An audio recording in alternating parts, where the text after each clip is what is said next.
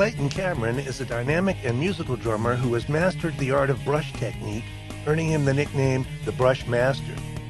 He has toured with Sammy Davis Jr. as well as jazz legends George Shearing, Joe Pass, and Joe Williams.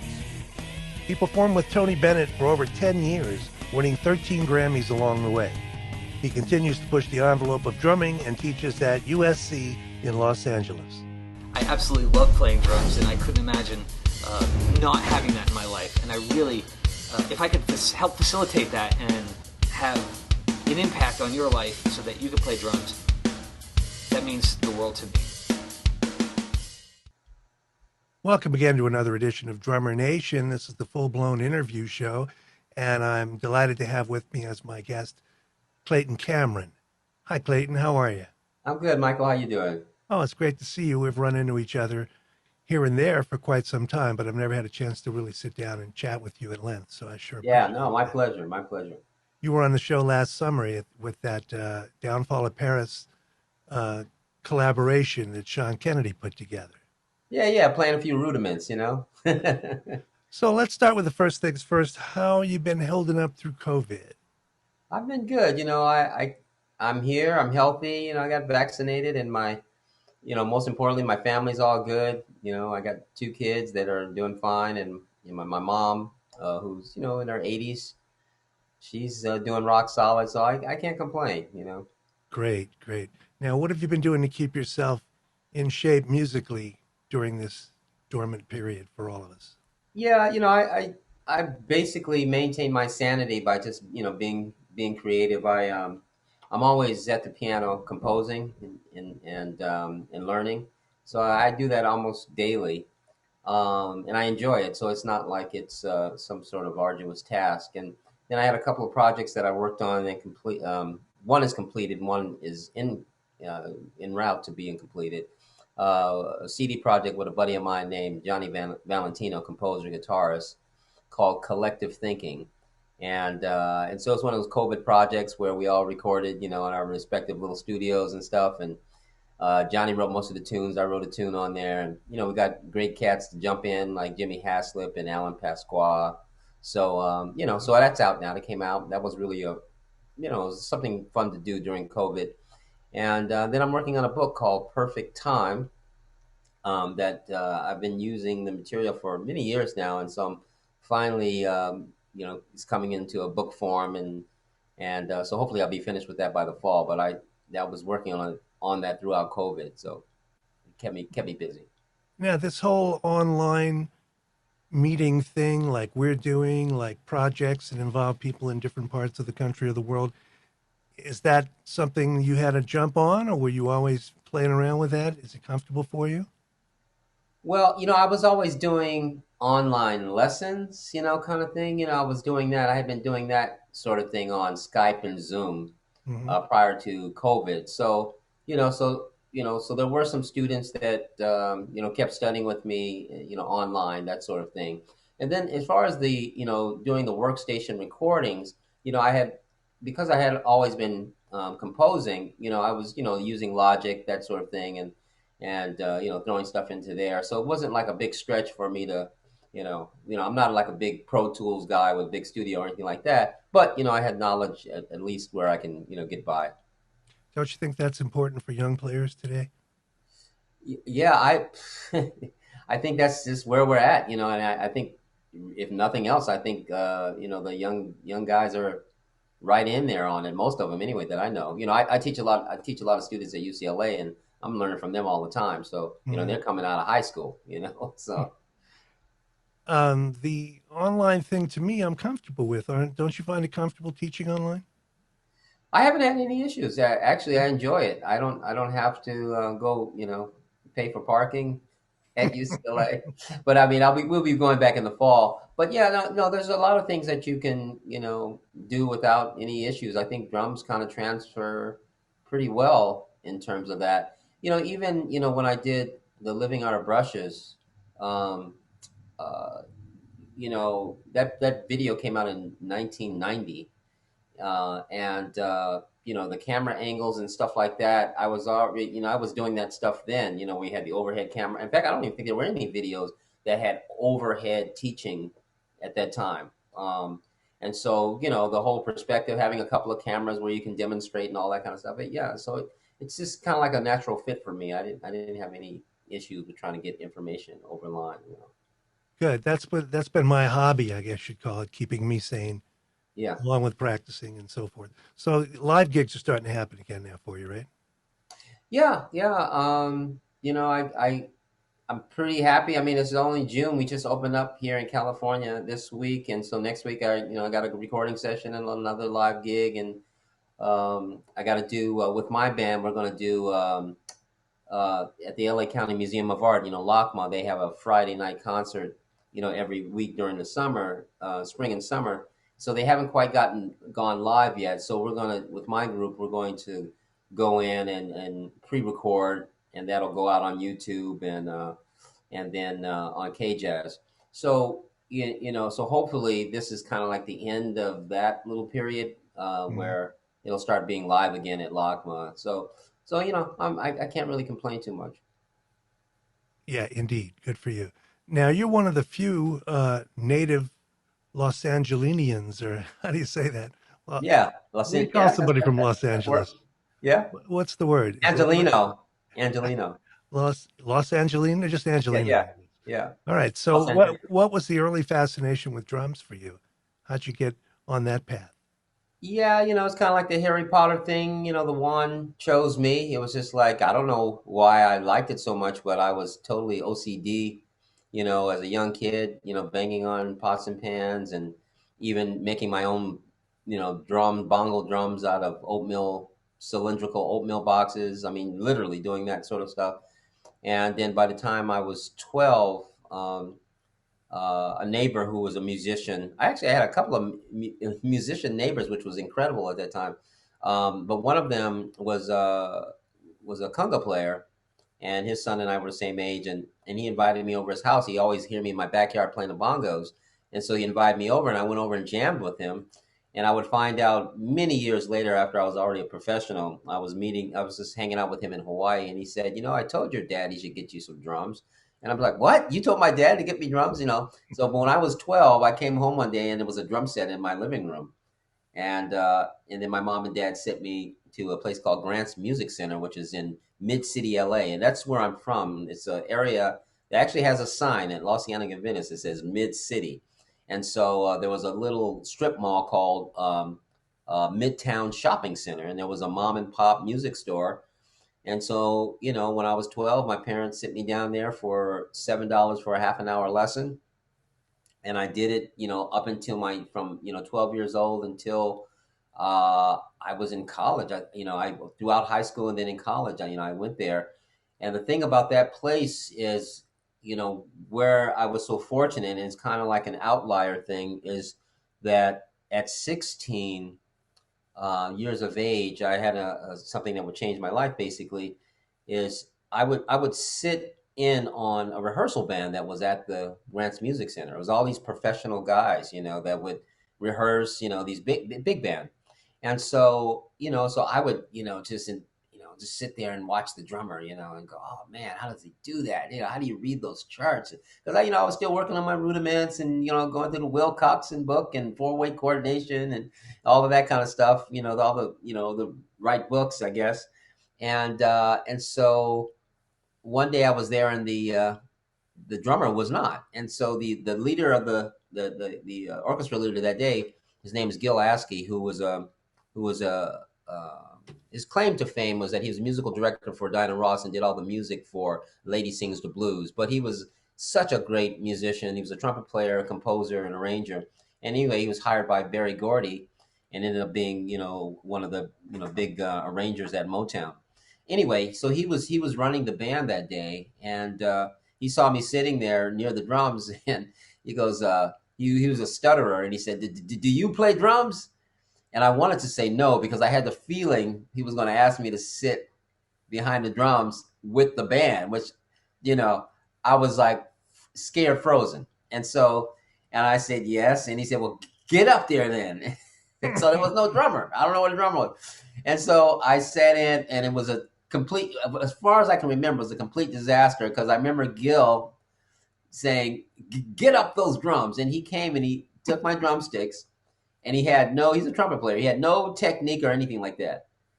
But he started swinging, and he was looking over his glasses at me. I was like over to his right, and he's looking back at me.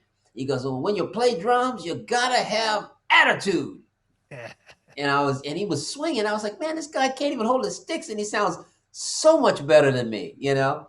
And so from that moment on, it was like an epiphany, for me. Never mind just reading the music, but just the attitude, of bringing a groove, to the music. And I learned it right then that day. It was like, oh my God, that's what this is about. And so from then on, from the age of 16, all throughout high school, I was the drummer for that band. I became the drummer, and I learned, and it was like, and these guys, and it wasn't like one of those kind of things where you have these organized schools, where your mom and dad pay money for you to play with other kids. No, these were all professional musicians. There you go. And I was this kid playing with them, and so over the summer, that's how I spent my summer, doing gigs with the big band. They had this thing in LA called trust fund gigs, and so. I remember, all these musicians signing these papers after the gig or before the gig. And I asked one of the musicians as well, if you want to get paid, you got to join the union. There you go. And so I talked to my mom about this the other day, and she said, no, she said, you joined on your own. Because I said, I thought that she and my dad had put up the money. She said, no, you got the money, you got paid, and then you joined the union on your own. And I said, oh, no kidding. So I joined the union, when I was a teenager because of that band. And that's a great story. So anyway, I got all this experience playing, with them, and it really was, I didn't realize how fortunate I was because it was a consistent thing, that I would do throughout the years. So you had supportive parents, you had good teachers, you had access to professional musicians. It was a total outlier thing, especially with the big band. That's a great story. Well, from some of the young watchers who may not know what rehearsal bands are, it used to be that much of the music industry was based around big bands and the ability to read and play in a band. You didn't want to make any mistakes on the gig or on a session, so guys would put rehearsal bands together that were just fantastic with pros who did it to keep their skills up. Yeah, no, exactly. And that's these musicians, studio guys, touring guys, so it was so I was playing with people that I didn't even know were famous. Like, for instance, there was bassist Larry Gales, who passed away many years ago. He used to play with Thelonious Monk. Right. He was like one of the bass players. Wow. So I'm playing with Larry Gales, coming up in this band. One of the best arco players I've ever heard in my life. Oh, yeah. He was beautiful. He's like Slam Stewart, that kind of thing. Yeah. I got to hear him a few times when I lived in LA. Yeah. And so, Larry Gales, was one of them.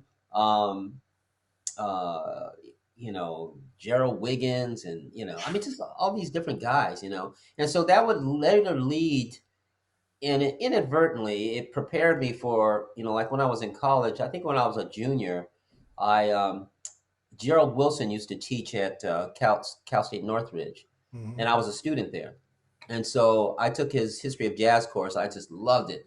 And so I would go in there throughout my 4 years of college and just sit there and listen to him because he was always playing records, and he was always talking about him. And this guy was there, he was, old enough to have known the people he was talking about.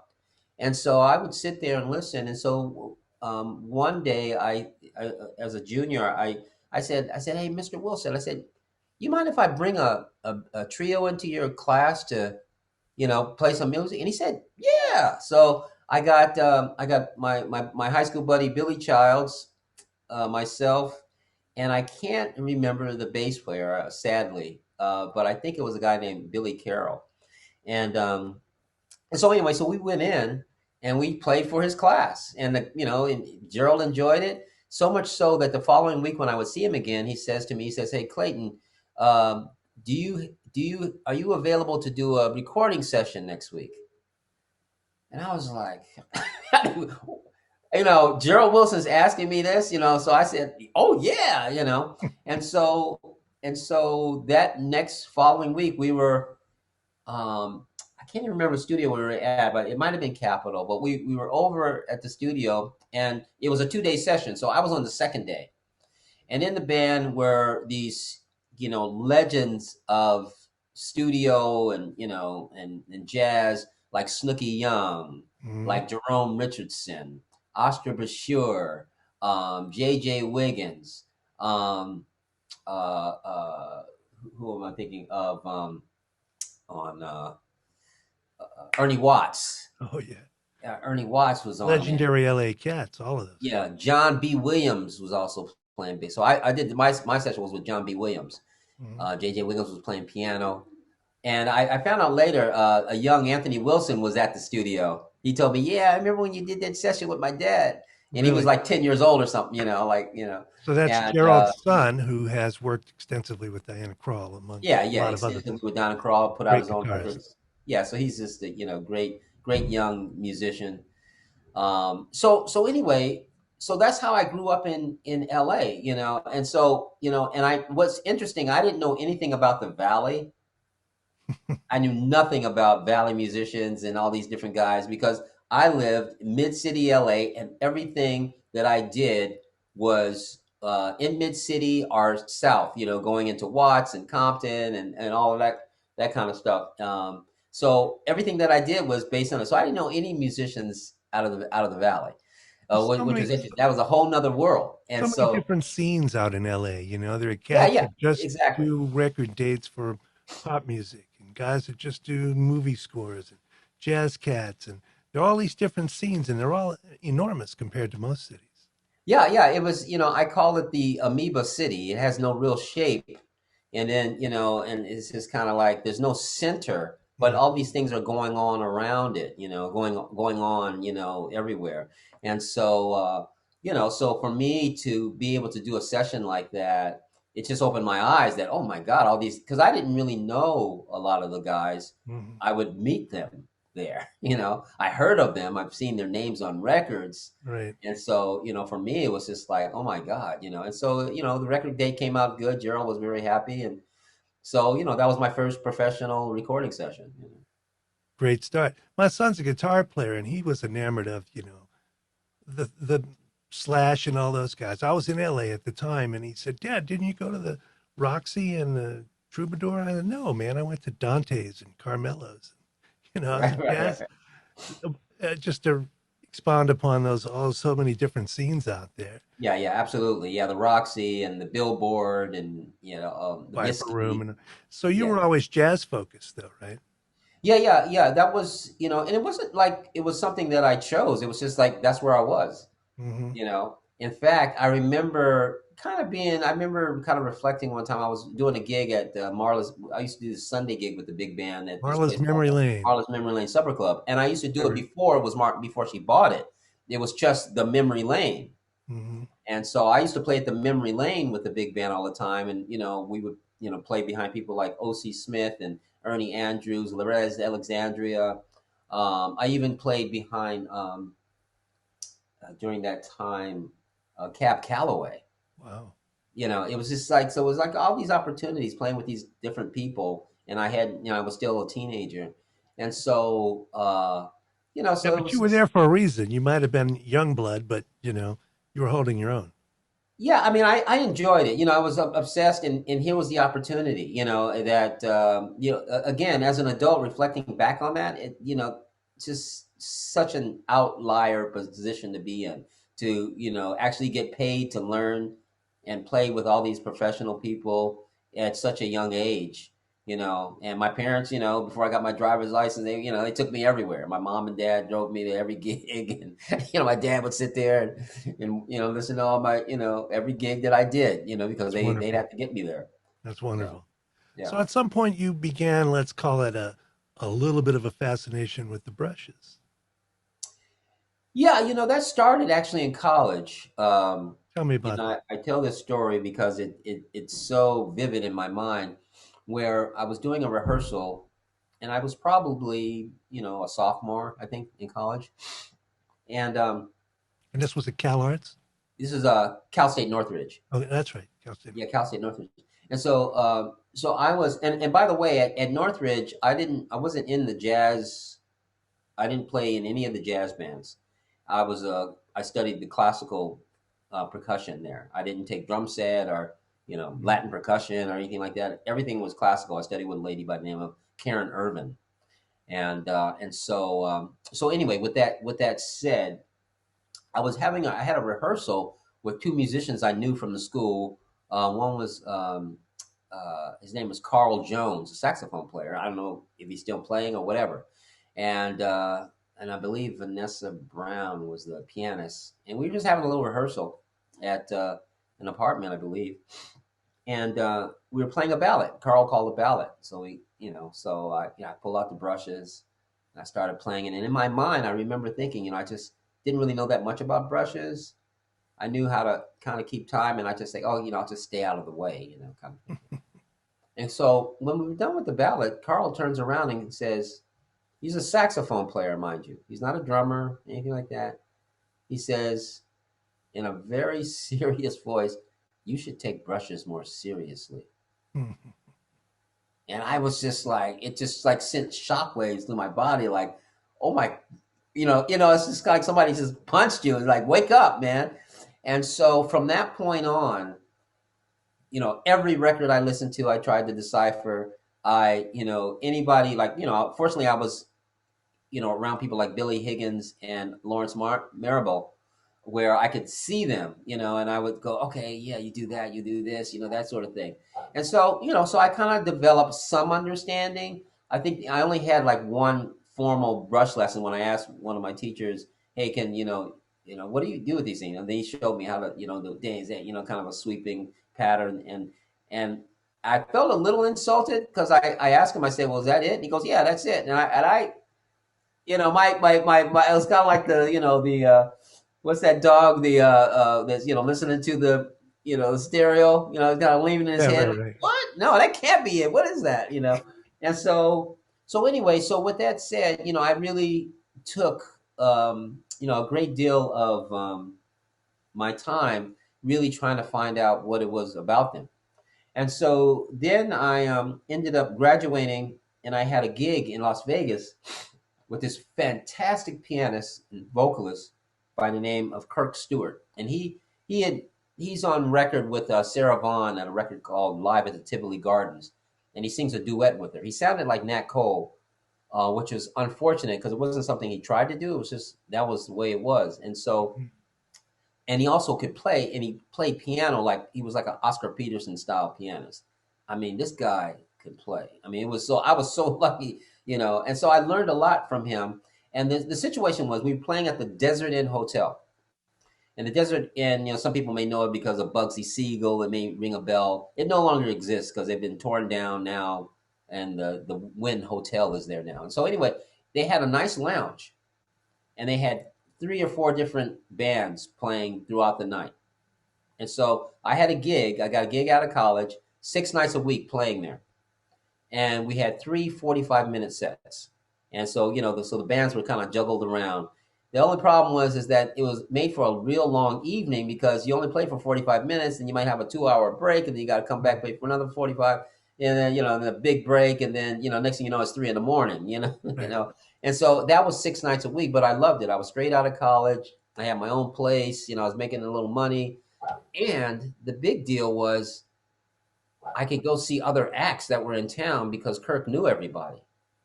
So anyway, with that said, we would play in the lounge, and so it was a nice jazz trio. The problem that was presented to me is that the lounge was really intended only for people who lost their money and they were given like drink tickets, and they can go and sit in the lounge and listen to some music. The music should not go beyond that little area because they didn't want to distract from the tables. You didn't want someone gambling, playing blackjack, and go, "Oh, that music sounds good. Let's go check it out. I'm out." That sort of. No, Right. They want to keep people at the tables. So if it was too loud or was carrying too far, a red light would come on. Right? Really? Yeah. The bartender basically would probably be told by the manager, and the manager would hit the button and it would flash. And so only never we heard could of see that. it. Only we could see it. Right. The audience didn't see it. It was like above this thing, and we were like, oh. So I would play when I first started the gig. I would play sticks, and it was just always too friggin' loud, always too loud. So Mm-hmm. about a month in, I stopped playing with sticks.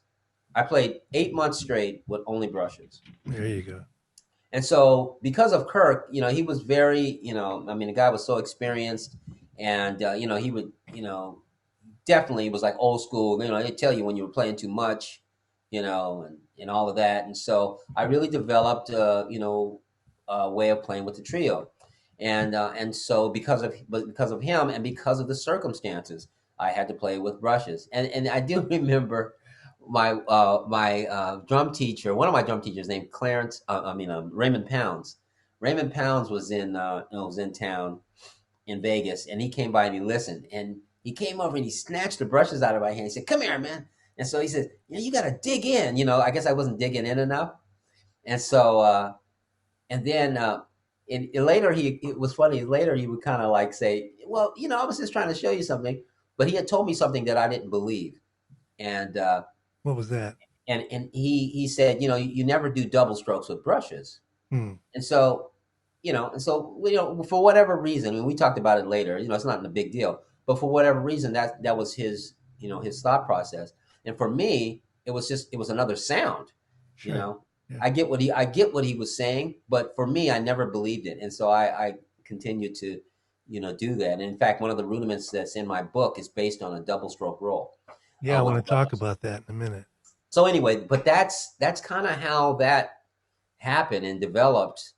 And so then, after that, I would go on to work with Sammy Davis Jr. and Frank Right. Sinatra and all of that. And Well, we'll get to that. Some of the yeah, young drummers, I think, they're just trying to play as loud as they can. I don't think they're asked as often to play soft. yeah. I mean, it's the style of music that they're playing. Right. Right. You know because I often think about let's talk about like someone like Tony Williams.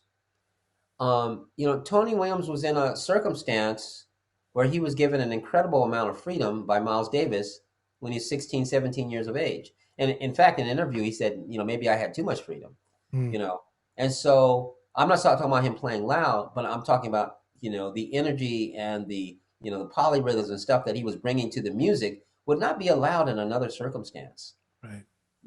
and so he was allowed to flourish in that kind of way, and I think that what happens a lot now for young musicians, they're all playing with their peers, so they're doing whatever they do. There's Right. not like some older guy saying, "Hey, well, that's cool, but bring it down." And Hmm. no, it's just like this. You're right. They're not asked to. Yeah, I not came asked to. up in playing a lot of trios, and you'd have to play where somebody was having dinner like 6 feet in Yeah. front of your bass drum, right? And I thought I knew brushes, and I went to study with Jeff Hamilton. And a day later, I was like, all right, back to the drawing board. Yeah, yeah, But you need somebody to kick your butt and show you what's possible. yeah, yeah, absolutely, absolutely, and that's that's mentorship. That's you know kind of like on the job training. You can't know everything. In fact, I say that college for me was more of like gathering information, and then later on I would decipher it. Mm.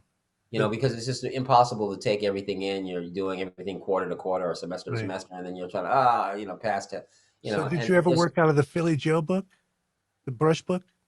You know, I didn't get that book until right before I was filming the Living Out of Brushes. In fact, I pay a tribute to him.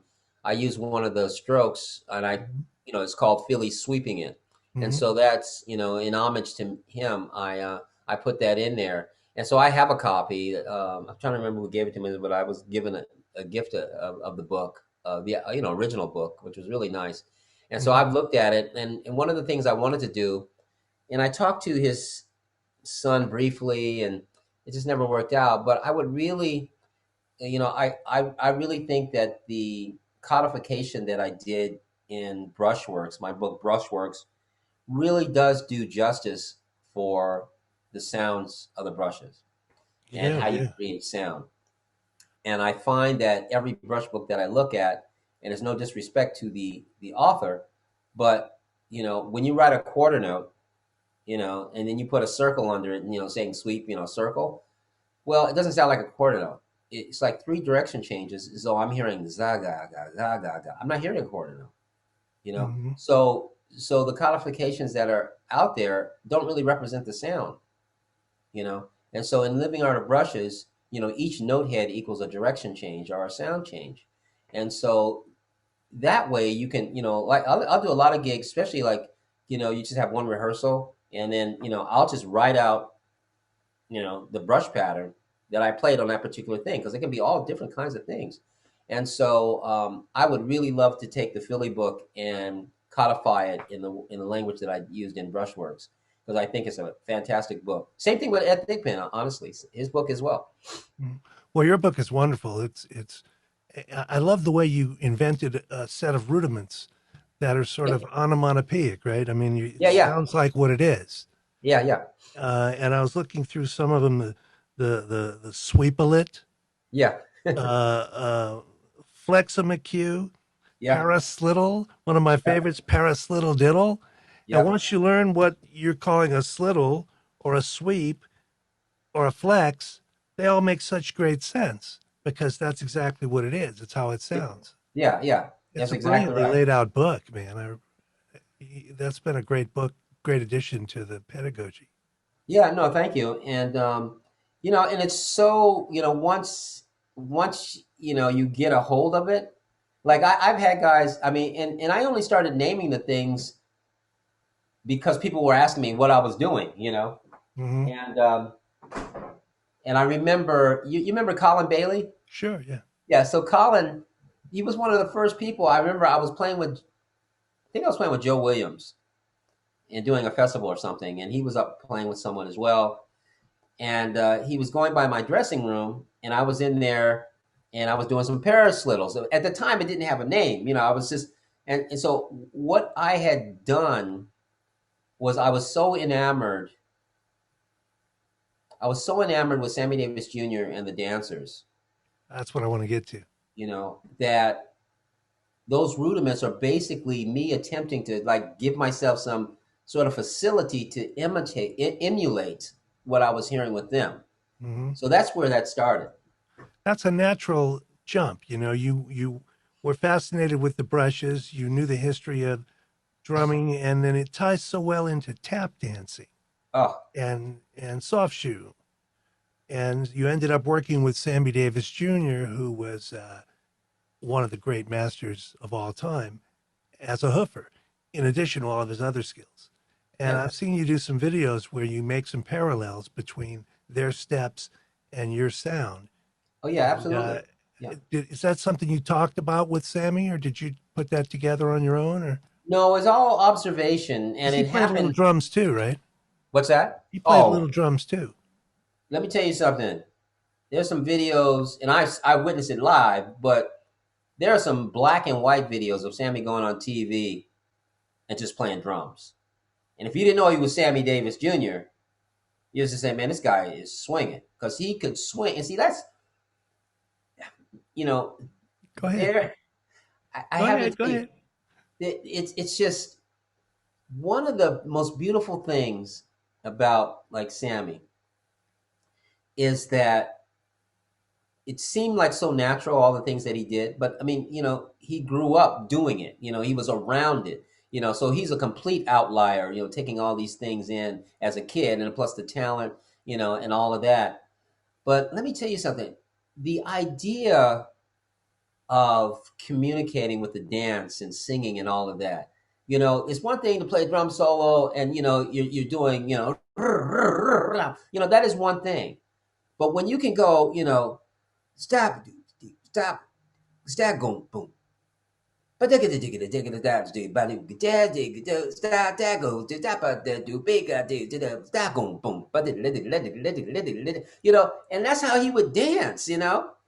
And I was like, man, these guys are always in time. It was just like, wow. So, so I had an epiphany over a 2-week gig where Sammy Davis Jr. had just wrapped a movie that Gregory Hines produced called Tap. And it's the story, the plot is, kind of thin, but it's okay. but it's the dancing in the movie that you got to see, because you have all these hoofers. And man, I'm so glad Gregory did the movie, because a lot of those guys are gone, and whatever. But anyway, so after they wrapped that movie, Sammy had a 2-week engagement at Bally's Hotel in Las Vegas with Jerry Lewis. And in the beginning of the show, they did this. We would do the overture, and then they came out and they would do this bit, and and they would trade fours tap dancing. So Sammy would dance, and Jerry would do the Nutty Professor kind of tap, and he could actually tap dance too. He wasn't swinging like Sammy, but he could tap dance, and so he would do the Nutty Professor kind of thing. And so Sammy, part of the bit was he would incredulously say, Jerry, what are you doing? He said, "What? I'm tap dancing." He goes, "That's not tap dancing. I'll show you tap dancing." And so Sammy would gesture to stage right, and out would come Bunny Briggs, Sandman Sims, and Arthur Duncan. The following week, Gregory Hines would sneak in. He would be the last person to come in, totally surprise Sammy. But every night I watched these guys. All had, they were stylistically different, but it was all swinging, So I talk about that in my TED Talk, one of my TED Talks called, I think Rhythm in America or something like that. But anyway, it was Clayton Cameron TEDx Manhattan Beach. And so, I talk about, the influence of Sammy Davis Jr. And so, I could hear the double paradiddles and all of that. I'm assigning my own language that I know to what they were doing. Meanwhile, they call them combinations, Right. they're combinations. And so you could hear that stuff and you go, oh man, that's so swinging, and when I reflect back on it, it was like a lot of groups of threes, and then, even some polyrhythms on top, like a little 4 against 3, or always like a 2 and 3 sort of thing like that.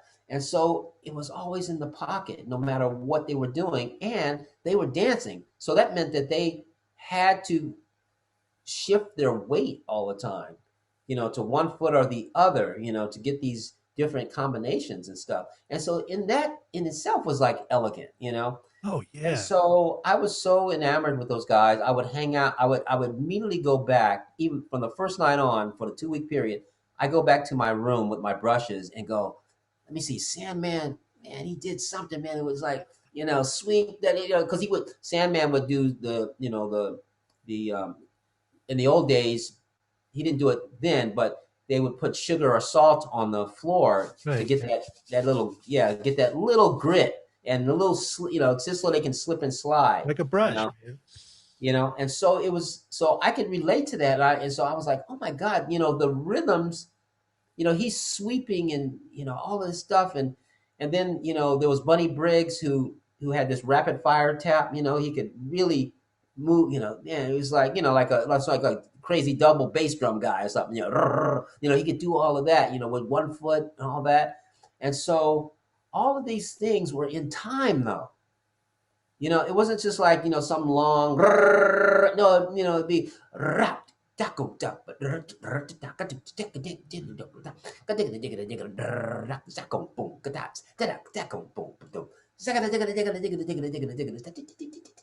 you just see him and just doing, and I was just like, oh my God, that shit is so bad. So I would go back to the room, and so the problem is there was no technique yet that I had developed to get everything. So that's where all the brush rudiments came in, where I started going, okay, what do I know how to do? Well, I know how to do rudiments. So then I started substituting, especially with the diddles. Diddles I found were real easy to substitute for sounds.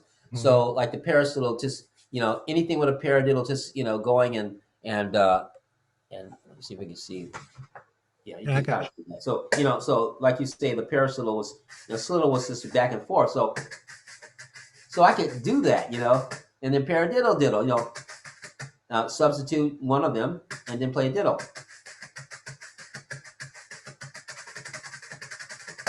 That sort of thing. Yeah. And so all of these little different techniques that I developed, I started just plugging in sounds. So the tap sweep, where you just and the tap sweep is really a tribute to Billy Higgins, because Billy, I was showing him the paraslittle one day at a photo shoot for Remo, and he says, He says, well, Clayton, what do you do for perpetual motion? And I asked him, I said, well, Billy, what do you mean perpetual motion? I heard old school guys talk about that before. And then he goes like this, he goes like this.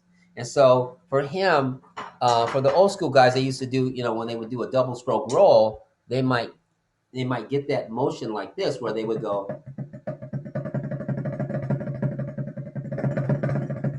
that sort of thing, right? And so I was like, oh man, that's so cool. So that's how the tap sweep was developed. Tap sweep is when you tap, sweep, tap, sweep. So it's like a diddle. It's another diddle. Right? And so I took that motion that Billy had and just...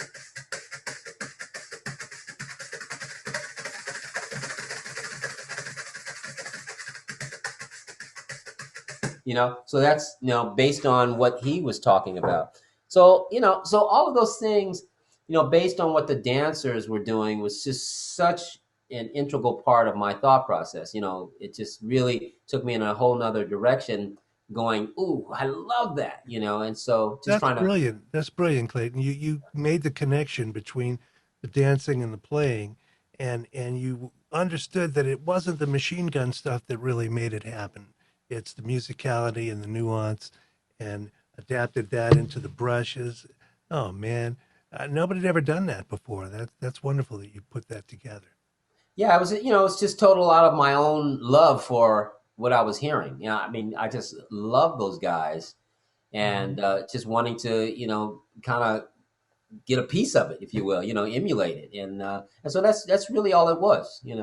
I saw Sammy doing a trading fours with another dancer years ago, and he smoked him on nuance. He wasn't going to try to outdo you that way. Yeah, it would be like sata udega gada. Yeah. And his whole body's involved, and it was just elegant and perfect, and you couldn't. That might have been like his last time on stage. The thing you're talking about with Gregory Hines. That's exactly what I'm talking about. Yeah, and I was there. Were you? Yeah, I was there, and you caught that same thing. He smoked him on musicality, on artistic expression, on nuance, and he wasn't trying to smoke him. I don't mean like it was a but it was, even Gregory just bowed down and just said, I got nothing to say after that. That's the master. And so that was brilliant. That was like, I was sitting and thinking, I was like, that's probably Mr. D's last time on stage. Mm-hmm. And, and he was sitting there throughout the whole thing. He was suffering from cancer. He had not lung cancer, carcinoma of the throat. Mm. And so he was sitting there, and that was like his first time out of the hospital in a while. And, he was living at home, he was now living at his home. And so that 60th, that was the tribute of 60 years in show business. And, everybody was friggin' there, the Michael Jackson, the heavyweight champion of the world, Mike Tyson. Because I went to the house afterwards, and Mike Tyson was there, Whitney Houston, an unmarried Whitney Houston. And I remember Mike Tyson kept hitting on her.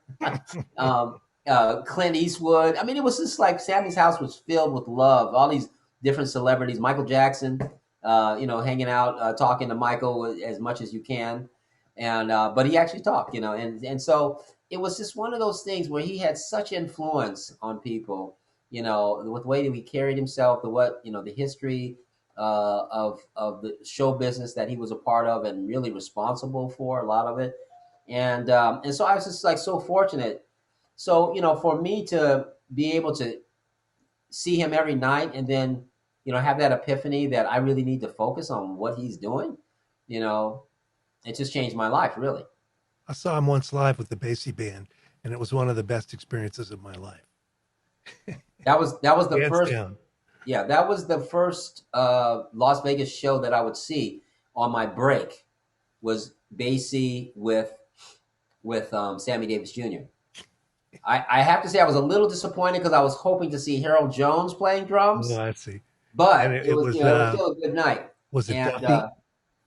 Was that? Was it Duffy? Who was playing? No, it was. I think it was Greg Fields. Oh yeah, okay. Greg Field. But I'm a big, as we all are, right? Papa Joe Jones. My three are Papa Joe Jones, Sonny Payne, and Harold Jones. Can't get over that. I'm just like, so. but that was one of the greatest shows I ever seen. It left an indelible impression on me, and I remember saying, Same here. "Man, I would love to play with Sammy Davis Jr. one day." Mm-hmm. That's great, and you did. Now the other giant name. You've worked with a lot of great people, but we have to talk about Tony Bennett. Now, how was that gig different from Sammy Davis? Well, see, to me, Sammy Davis was like, to me, getting a master's in showbiz. Mm-hmm. I learned so much. And when, excuse me for interrupting, when you talk show business, you're talking a different set of everything from like jazz drumming and jazz players. Yeah, I mean, just That's a the way different he world. knew how to put a show together, just the way he could change in the middle of the screen. I remember one time, and I'll get back to Tony Bennett, but I remember one time we were playing a show at Cobo Hall in Detroit, and the power went out, and so we always played with an orchestra. We had strings on one side and horns on the other, rhythm section in the middle, and so the power went out. We were all on stage, and so the only reason we could still see was there were floodlights in the hall, and it kind of kept things at least illuminated enough where you can see. So Sammy tells his stage manager, go get my shoes, which is tap shoes, and put them under the piano. So it's still kind of dark. He goes out, he puts them on. Sammy comes out, stands under one of the floodlights, and sings a cappella, Old Man River. You could hear a pin drop because people realize, the power went out, but hey, wait, Sammy's up there. And so he sings that, and just like, he had this powerful voice, but, again, it was like the drama of it all. And so he finished the song, and still there was no power. And so he put on his tap shoes, and he tapped. After he finished that, there's still no power. So he came up and played the drum solo on my drums. By the time the power came on, Sammy had done friggin' a unbelievable show already without the band. Without the band, with nobody but him. Yeah. So I was just like, oh my God, that was incredible. I was like, man, it's just like, it doesn't matter if you are confident in what you do.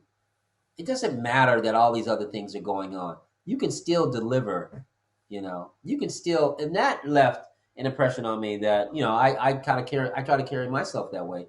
Something goes wrong on a bandstand, make it, make some lemonade, make it something else. And that's what Sammy did. It became a completely different show on a whole nother level. On the spot. On the spot. And everybody knew it. Everybody knew it. Everybody probably walked away with, oh my God, that was the most incredible show I've ever seen. Because it was like spontaneous. And it was like what he did, Mm-hmm. So with that said, going into Tony Bennett, I had learned so much. I had all these skills in order to deliver for someone who was not necessarily a teacher, just a great artist. And so I was able to come to the table with a lot of shit. I remember I think we did maybe 4 gigs before we were in the studio recording a new record. Right? And it was Steppin' Out. My first record I did with him was called Steppin' Out. And that ended up winning a couple of Grammys and putting him on MTV and all of that kind of stuff. But, when I was in the studio, we did Steppin' Out. And so Tony wanted a drum break in the middle, a drum break, just a little drum break. There was, and so I took out a newspaper and I put it on a floor tom on the other side of my hi-hat, and I played the drum break on that newspaper with my brushes. A review came out of the record, said, man, Tony not only can sing, but man, he can dance. The guy thought that Tony was tap dancing because of the solo I played on the little 2-bar break or whatever it was. Tony was never known as a dancer. Right. And so, but that was the effect. Yeah. But I wouldn't have done that had I not, heard about Papa Joe and then seen Sammy and, and had all that experience. You know what I mean? It wouldn't have even crossed my mind. Showbiz. Yeah. So that was like the showbiz part of that, Right. That's a good answer. That's what I was going for. Now, also, you put in a world where you're hanging out with celebrities. That's kind of cool, right? Oh yeah, I mean, it was, because of, I mean, I was just real fortunate. I mean, all these guys, the main thing is that they were great artists, and that's what I always admired. Not so much the celebrity part of it, but they were celebrities for a reason. I mean, they were so friggin' good, right? That's what I meant. And Yeah. so, you know, but because you're working with them and you're there and all of that kind of stuff, it's like I was always kind of like, I had the mindset of just being professional. I never asked for autographs or anything like that from any of the artists that I ever work with initially. And later on, you're comfortable and I wish I had an autograph picture from Sammy. Tony Bennett, did this painting. That's on the That's the cover cover. of your book. I know he Yeah, painted it.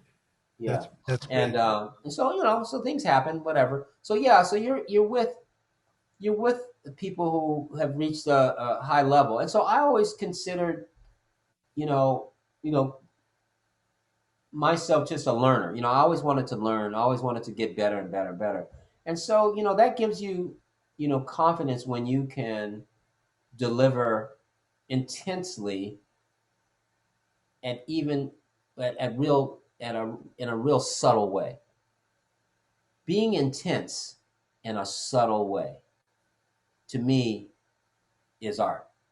It's like a drop shot in tennis from Roger Federer. It's just like, oh my God, that's just like, and so, because of Sammy, because of all of my experience with that and other things too, I worked with Joe Williams and I learned a lot from him too before going with Sammy. So, you're learning from all these guys. And so the moment I arrive in Tony Bennett's thing, the reason why I felt that I fit so well is because going all the way back to the big band with those mentors, going through Sammy Davis Jr., being with Joe Williams, and so I remember being in the studio on one record, and Tony we were never in booths. We were always on the floor together, and maybe a little baffling, but we were always played in one room. And so I remember one time Tony saying, "Hey, Clayton, the brushes are too loud." And I said, "Okay, Tony, no problem." And so I said, "Man, the brushes are too loud." So what do we do? So in that moment, when you're playing brushes, one of the things, because the brushes travel across the head of the drum, that's one sound. So if I go 1, 2, 3, 4, and I'm covering the entire head of the drum, you can hear that. But if I play that same rhythm and go, Hmm. I'm still playing. I'll call these quarter notes 1, 2, 3, 4, 1, 2, 3, 4. So it suddenly becomes really soft, right? So instead of playing, I think we were doing. I can't remember the tune. I wish I could, but I'm thinking that it was "Sentimental Journey." Gonna take a sentimental journey. Da ba dee da da da da. Hmm. So I might have been playing something like that. So when he said the brushes are too loud, I end up going,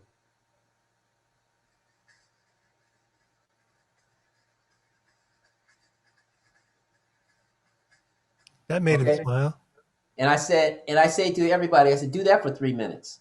Do that for 3 minutes and swing and stay. And Tony came up to me afterwards. He goes, "Oh, Clayton, that was perfect. I wanted to whisper the lyric." Mm. You see? So here you have this great artist, he just said, "Hey man, the brushes are too loud." Now if you don't have enough to kind of deal with that, there might be a problem, Hmm. you know. So that's why I say I was prepared by all these guys before I got to Tony. I wouldn't have been able to work with Tony prior to working with Sammy Davis Jr. I wouldn't have had. I don't think. I just wouldn't have had the experience needed for an artist like him. Well, people get lucky breaks, but you earn your career. You know what I mean? It's great that you grew up with the right settings, but you held your own when you were given those opportunities, and that's why you stayed there so long. Yeah, well, there's a tremendous amount of respect for what I do. I mean, I really put a lot of care into what I do, and don't take it for granted. And realize that these opportunities, don't come along all the time, and so try to make the most of them. And I've always tried to do that. Clayton Cameron has been my guest. It's been wonderful spending time with you, Clayton, and so much great, valuable information from you. I really appreciate it. You can be found on what social media platforms? Yeah, Facebook, Instagram, all that stuff. And you continue to teach where? I'm still teaching at UCLA, and I teach privately. If anyone's interested, they can email me at cbrushman@gmail.com. And that's it. Beautiful, man. I really appreciate it. Let's hang next time we're in the same city. I owe you a lunch or a beer or a coffee or a dinner or something. And, All right, I'll take you up on that. all right, brother. Take care. All right, thanks, Michael.